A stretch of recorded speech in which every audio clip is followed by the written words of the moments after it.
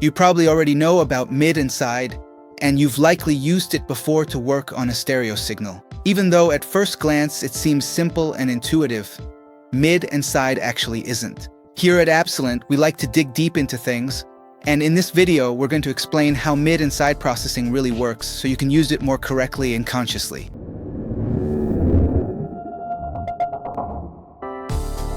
Mid and side is alternative to classic left and right for describing stereo signal. It contains same information, but organized differently. However, name mid and side suggests mistaken interpretation how it works. Many people think mid contains in center stereo field and side contains on sides. That's not the case. To prove it, let's take a sine wave, pan it all the way to the left, and convert the track to mid and side. If the mid only contained what's in the center, we should now find audio only on the side. But actually, what we get is this. There's audio material on both channels. In this particular example, we find exactly the same material on both channels, even with the same amplitude. To understand what's happening, we need to know how the conversion from left and right to mid and side works, and vice versa. As we said, mid and side is simply an alternative way to describe stereo audio. However, if we listen to the mid and side channels as they are, they don't produce a stereo image and must first be converted back to left and right. In fact, it's possible at any time to convert left and right audio into mid and side, and vice versa. The conversion from left and right to mid and side and vice versa is called encoding and decoding, respectively. In both cases, an MS matrix is used, which is based on very simple formulas. To obtain the mid, you add the left and right channels, while to get the side, you subtract the right from the left, which results in the cancellation of what is common to both channels. To return to left and right, you essentially perform the same process. We add mid and side to get left, and subtract the side from the mid to get right. Encoding and decoding from left and right to mid and side, and vice versa, can be done quickly using plugins. You can find several free ones, such as this one from Voxengo or this one from GoodHertz. You'll find the link in the description. As we've seen, it's true that in the side channel we only find what's on the left or right, but in the mid channel there is all the information, not just what's in the center. In other words, the mid is the mono version of our stereo audio, and that's why, even if in our example the sine wave is completely on the left, it's still present in the mid. This clarification might seem unnecessary or overly nitpicky, but if this point isn't clear, it's hard to really understand how to work properly with mid and side. The name mid and side comes from the stereo miking technique invented by Alan Blumlein, and that's why, as we mentioned earlier, it can be misleading when used in this context. A more suitable alternative name, which better conveys how this conversion works, is sum indifference, or sum indifference in English, but it's not widely used. Let's try to delve deeper into how the MS matrix works to achieve encoding and decoding. Let's do another test. Let's place the sine wave all the way to the left for a few seconds, then in the center, and then completely to the right. Let's render it. This is the stereo file we get. We can see that at first the information is present only on the left channel, then on both with a volume drop due to the pan depth, and finally only on the right channel. That's what we expect, nothing unusual. But let's keep this waveform in mind, we'll need it. Now let's convert the mid and side track. This is what we get. Let's analyze the mid, the sum. When the signal is at the extremes, we find it reduced by 6 dB. When the signal is in the center, we see a volume increase from summing two identical signals. So we get a 6 dB increase in volume, but due to the pan depth, we get a 3 dB increase. Now let's analyze the side, the difference. When the signal is only on the left, we still find it identical to the original. When it's in the center, it disappears because in the subtraction, everything cancels out. When the signal is to the right, we see that it's still identical to the original, but with inverted polarity. To sum up, what is positioned to the left is present identically on both channels. What is positioned in the center is present only in the mid, and what is positioned to the right is still present on both channels, but with inverted polarity in the side. This is important for understanding how decoding works. According to the formulas we saw earlier, to get the left channel we need to add mid and side, while for the right channel we subtract the side from the mid. Let's see graphically what happens. When we add the mid and the side in the first part, we get a doubling of the intensity because the signals are identical and in phase. In the middle part, nothing changes as there's nothing in the side, while in the final part signals cancel each other out because they are identical but with inverted polarity. We've reconstructed the left channel. Inverting the side's polarity and subtracting it from the mid yields the opposite result. The first part cancels out, in the middle part nothing changes again, and in the final part the signals double. We've reconstructed the right channel. If we compare the resulting waveforms with the ones we rendered earlier, we see that they are identical. For the left and right channels to be reconstructed correctly, it's essential that the portions of the side and mid that need to be combined have the same intensity. If this doesn't happen, the stereo image won't be recreated. This is common uses of mid and side. If the side is lowered, the stereo panorama is reduced, the signal becomes more mono. On the other hand, if the side is raised, you get a stereo panorama that feels wider. Various plugins that increase stereo width work exactly like this. They boost the side relative to the mid. Let's test. Let's raise the side in example and reconstruct the left and right channels.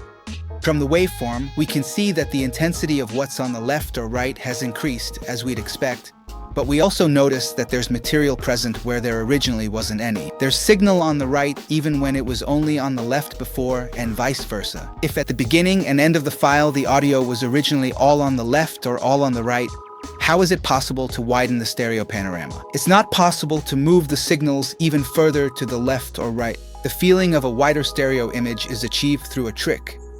Adding the same signal that is only on one channel to the other channel as well, but with inverted polarity. This trick creates the illusion of a broader soundstage, but it can also introduce issues, including loss of impact and reduced mono compatibility.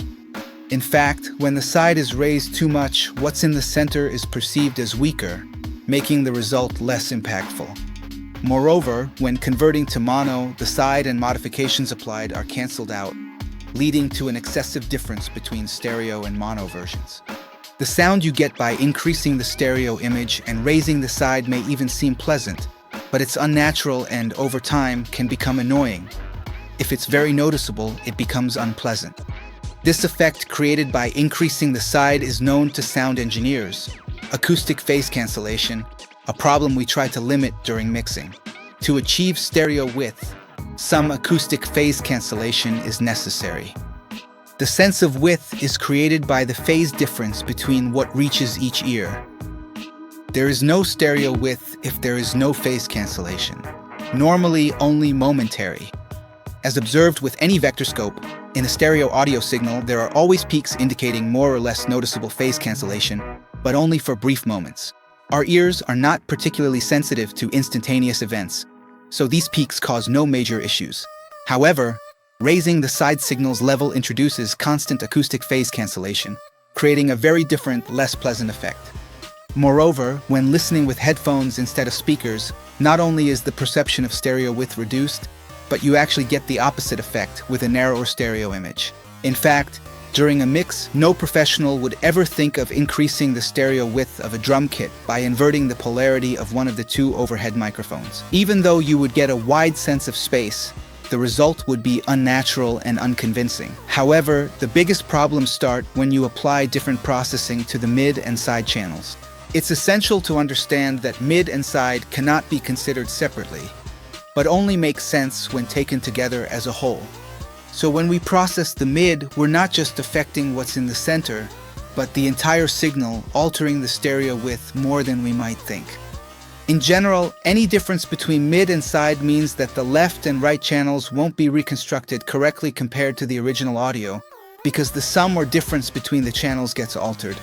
One of the most common uses of mid and side is equalizing the side channel, for example to remove the very low frequencies and leave them only in the mid, or to give the side a different color than the mid.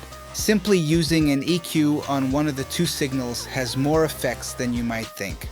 As already mentioned, any change in level on one or just one of the two channels results in a change in the stereo width between left and right, and equalization is precisely a level change limited to certain frequencies. But this could actually be the goal, and it doesn't come as a surprise. What often goes unnoticed is that, as we explained in another video, equalizers introduce phase distortion. In mid and side processing, this distortion introduces differences between the two channels, and what might seem like an adjustment limited to a small frequency band actually has a much broader effect. For example, when you cut the lows on the side channel, you're not just affecting the low frequencies as you might think.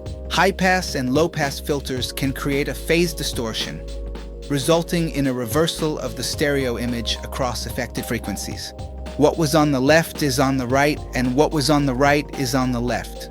Let's do a test. Let's render a 300 Hz sine wave and place it on the left. We can see from the meter on the master that the frequency is indeed only on the left. Now let's apply a third-order high-pass filter to the side channel and change the frequency. When the cutoff frequency surpasses 300 Hz, the stereo image has flipped. The right channel has a higher intensity. The frequency remains only on the mid, becoming mono. The solution to avoid these problems is, once again, a compromise. Instead of using a minimum phase filter, we can actually use a linear phase filter to eliminate phase distortion, but at the cost of introducing other problems like pre-ringing and increased latency.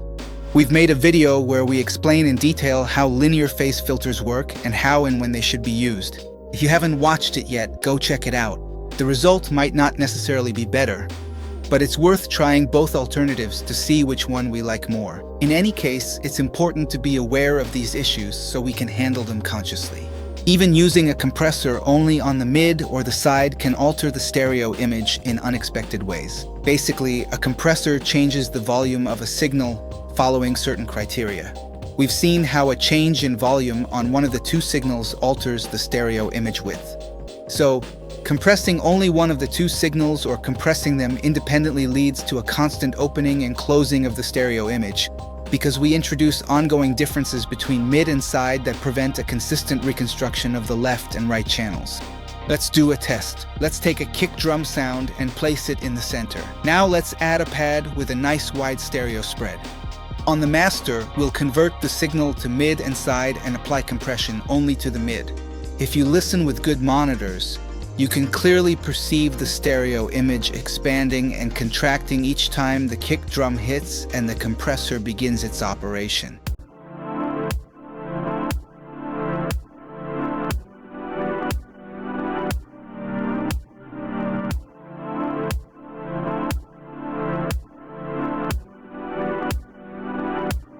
In this specific instance, the compression applied is intentionally very aggressive to prominently emphasize this particular effect. Nevertheless, even when the effect is less apparent or more subtle, this phenomenon consistently occurs whenever you apply compression exclusively to either the mid-channel signal or solely to the side-channel signal. These same considerations apply to any type of processing we apply to just one of the mid or side channels. Whether it's applying saturation, reverb, or delay, we have to always keep in mind that we might be affecting the width of the stereo image more than we actually think. From what we've seen so far, mid and side processing is something to approach with awareness. Mid and side processing is a tool at our disposal, perfectly fine to use. But we need to understand how to use it. Reducing the side compared to the mid and narrowing the stereo image doesn't cause problems.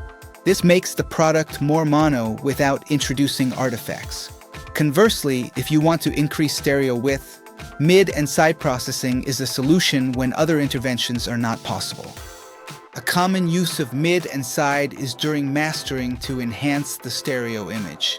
If you realize that you need to increase this image, a problem occurred during the mixing stage.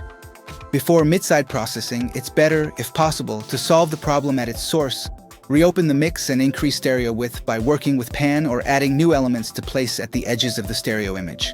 If that's not possible, the only option left is to use mid-side processing to fix the problem. You can also use mid-side processing during mixing to widen a sound stereo image. Alternatively, add secondary elements to the arrangement specifically designed to increase stereo width, without worrying if they disappear in mono.